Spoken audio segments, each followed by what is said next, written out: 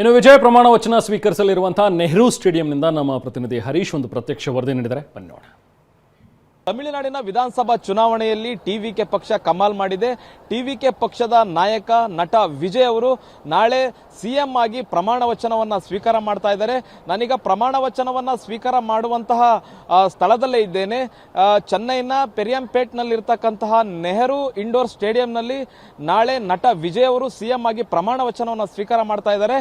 ಪ್ರಮಾಣ ವಚನ ಸ್ವೀಕಾರ ಮಾಡುವಂತಹ ಸ್ಥಳದ ಸಿದ್ಧತೆಗಳು ಹೇಗೆ ನಡೀತಿದೆ ಅನ್ನುವಂಥ ತೋರಿಸುವ ಪ್ರಯತ್ನವನ್ನ ನಮ್ಮ ತಂಡ ಮಾಡ್ತಿದೆ. ನೋಡಬಹುದು, ಇದು ನೆಹರು ಇಂಡೋರ್ ಸ್ಟೇಡಿಯಂ, ಪೆರಿಯಂಪೇಟ್ನಲ್ಲಿರ್ತಕ್ಕಂತಹ ನೆಹರು ಇಂಡೋರ್ ಸ್ಟೇಡಿಯಂ. ಅಂತಿಮವಾದಂತಹ ಸಿದ್ಧತೆಗಳು ನಡೀತಾ ಇದೆ. ಒಂದ್ ಕಡೆ ವೇದಿಕೆ ಕೂಡ ರೆಡಿ ಆಗ್ತಾ ಇರುವಂತಹದ್ದು.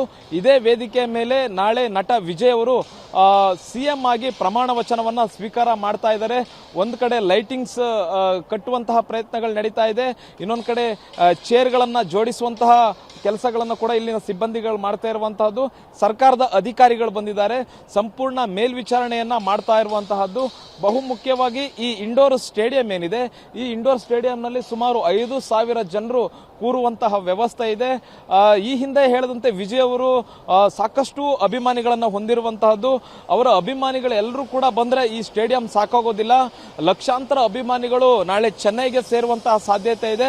ಕೇವಲ ಚೆನ್ನೈನಲ್ಲಿರ್ತಕ್ಕಂಥ ಅಭಿಮಾನಿಗಳು ಮಾತ್ರ ಬರೋದಿಲ್ಲ, ತಮಿಳುನಾಡಿನಾದ್ಯಂತ ಇರ್ತಕ್ಕಂತಹ ಬೇರೆ ಬೇರೆ ಜಿಲ್ಲೆಗಳಲ್ಲಿರ್ತಕ್ಕಂತಹ ಅಭಿಮಾನಿಗಳು ನಾಳೆ ಚೆನ್ನೈಗೆ ಬರುವಂತಹ ಸಾಧ್ಯತೆ ಇದೆ.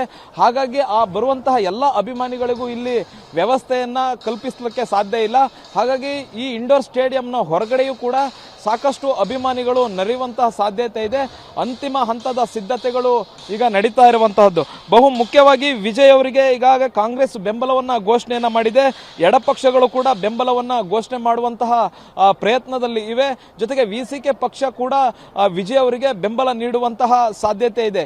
ಈ ಎಲ್ಲ ಪಕ್ಷಗಳ ಬೆಂಬಲದೊಂದಿಗೆ ನಾಳೆ ವಿಜಯ್ ಅವರು ತಮಿಳುನಾಡಿನ ಮುಖ್ಯಮಂತ್ರಿಯಾಗಿ ಪ್ರಮಾಣ ವಚನವನ್ನ ಸ್ವೀಕಾರ ಮಾಡಲಿಕ್ಕೆ ಸರ್ವ ರೀತಿಯಲ್ಲೂ ಕೂಡ ಚೆನ್ನೈ ಸಜ್ಜಾಗ್ತಿದೆ. ಕ್ಯಾಮ್ರಾ ಪರ್ಸನ್ ಮಹೇಂದ್ರ ಜೊತೆ ಹರೀಶ್, ಟಿವಿ9 ಚೆನ್ನೈ.